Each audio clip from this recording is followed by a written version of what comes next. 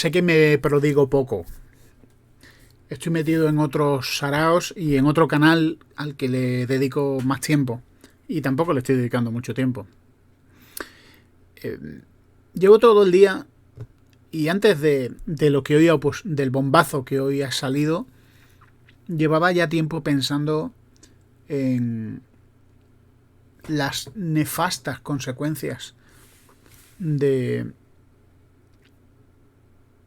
la noticia que ha publicado la Fundación Ravi Zaccarías. Aquí en España, la repercusión de la noticia, hablo del mundo secular, es insignificante. Si ha salido algo, pues resulta que hay un tipo que es un tipo religioso, un predicador que ha caído en el descrédito después de su muerte. Pero es una noticia que ni siquiera le interesa a los españoles. No saben, el español promedio no sabe quién es Ravi Zaccarías si no sabe apenas que es un protestante. En el mundo anglosajón, en el mundo británico, en el mundo estadounidense, seguramente que en la India y en muchos otros países, Ravi Zaccarías sí era conocido. Un apologeta, un pensador, fundador de una gran organización que, como dice su eslogan, ¿no?, ayudaba a los creyentes a pensar y a los no creyentes a creer, que tiende puentes entre un mundo que vive, que no piensa mucho en Dios y que ve irrazonable creer en Dios, y que equipa y forma a creyentes para comprender mejor su fe y cómo compartirla y cómo dialogar con esta cultura, ¿no? Esta cultura ya no postcristiana, acristiana. Sin duda, Ravi ha sido una influencia enorme para mucha gente, admirado muchísimo por muchísima gente. Por lo tanto, aunque no voy a entrar en detalles morbosos e innecesarios, la caída de Ravi ha sido una decepción horrible. Yo pienso principalmente en la familia. Lo que tiene que estar sufriendo esa familia, que el Señor tenga compasión y les dé fortaleza y gracia, porque realmente la necesitan. La Fundación Ravi Zaccarías tomó la iniciativa para iniciar una investigación. Una investigación fueran cuales fueran las consecuencias. A mí esto me resulta ya muy poco común, porque cualquier organización lo que hace es luchar por su supervivencia, negándolo todo, y cuando no puede negarlo, relativizándolo o desacreditando a los acusadores. Hubiera sido una salida. Incluso, por desgracia, mucho me temo que muchos la hubieran tolerado. Los leales a Ravi hubieran seguido fieles a la memoria del predicador, del apologeta. Y los enemigos pues seguirían siendo enemigos de Ravi Zaccarías y lo que representaba a Ravi Zaccarías. Pero la fundación decidió encargar a una firma de abogados, a una consultoría externa, una investigación con total libertad y pasara lo que pasara, fueran cuales fueran las consecuencias y las conclusiones. Y no solo lo pusieron en marcha, sino que han llegado a las últimas consecuencias y las conclusiones son devastadoras. Sin entrar en detalles, Ravi Zaccarías llevaba una doble vida. Utilizó fondos para vivir su doble vida, y una doble vida de seducción, de promiscuidad, de acoso y de abuso a muchos niveles. Esto es terrible.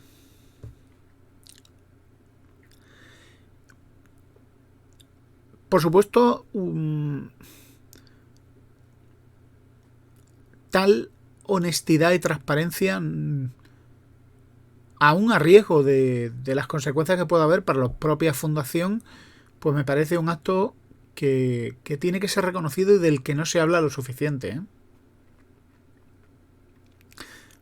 Yo personalmente creo, junto con muchos creyentes, que el trabajo de la fundación es más grande que Ravi Zacharias o que cualquier otra persona. El trabajo el inmenso trabajo de la fundación de ayudar a los cristianos a dialogar, a pensar profundamente, a ser un punto de debate y de encuentro, creo que es algo que no nos podemos permitir que desaparezca.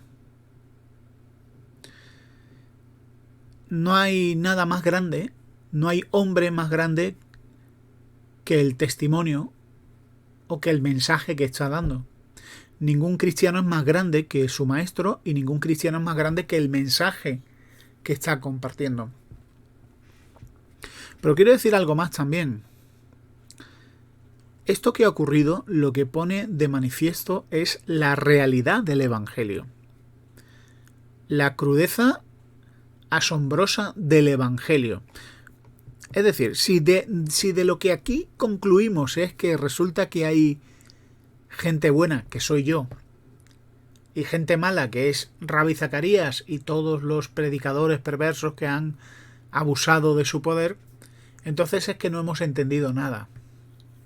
Lo que el Evangelio y lo que la Biblia enseña es que los seres humanos estamos profundamente enfermos, debilitados, trastornados y afectados por el pecado, por la rebelión a Dios. A unos niveles que ni nos imaginamos. Para mí, como cristiano, que no es el primer líder al que he visto caer, me da un temor enorme pensar en mis propias debilidades y que, de no ser por la gracia de Dios, yo podría estar en la misma situación, o peor. Porque lo que enseña la Biblia no es que hay hombres buenos y hombres malos, y Dios salva a los buenos y condena a los malos. Es que hay hombres malos y hay hombres peores, pero en el fondo todos compartimos una misma naturaleza inclinada a todo lo que Dios aborrece. Amamos lo que Dios aborrece y aborrecemos lo que Dios ama. Y esto que ha ocurrido confirma las enseñanzas de la Biblia respecto a nuestra condición, a nuestra debilidad. Si todavía seguimos pensando en términos de hay predicadores buenos y predicadores malos, hay religiosos buenos y religiosos malos, estamos equivocados. Todos llevamos dentro de nosotros secretos y cosas que ante Dios son repugnantes. Todos llevamos y albergamos en nuestro corazón y en nuestra mente cosas que son dignas de juicio, del juicio de Dios. Como dice la Biblia y lo hemos citado miles de veces, no hay justo ni aun uno. Nuestro corazón es un corazón de piedra. Y basta que el pecado, la fama, la seducción, el poder, el dinero, la lujuria, toque su canción para que todo nuestro ser se revuelva. Así que todo esto pone de manifiesto una verdad que tenemos que recordar, y una verdad mucho más grande, y es que necesitamos la gracia y el perdón, el amor inmerecido de Dios. Porque si Jesús no hubiera venido a este mundo a sufrir el justo, el único perfecto, la única persona que ha agradado a Dios y que agradará a Dios es Jesús. Dios Padre no se complace en nadie como se complace en su Hijo. Y es por medio de Él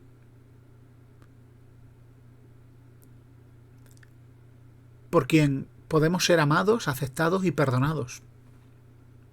Es en Cristo que somos aceptados. El cristianismo al final no se trata de una religión de buenas obras, ni mucho menos. Es una religión de gente en bancarrota moral y espiritual que necesita un acto salvador de gracia y de perdón que le puede restaurar y capacitar para vivir una vida por encima de esa miseria, pero que en el fondo, hasta que no llegue el día de la resurrección, seguiremos viviendo una dualidad, sea quien sea. Esto también pone de manifiesto la necesidad de un liderazgo plural, la necesidad de dar cuentas sin excepción, la necesidad de un sistema de contrapesos para que en la Iglesia o en cualquier organización cristiana el poder no sea hegemónico, sino compartido y contrapesado. Y también aprendemos lo terrible y lo destructivo que es el pecado. El poder que tiene para arruinar y echar a perder a gente tan valiosa, tan talentosa como Ravi Zacharias. El desastre que ha ocurrido y lo que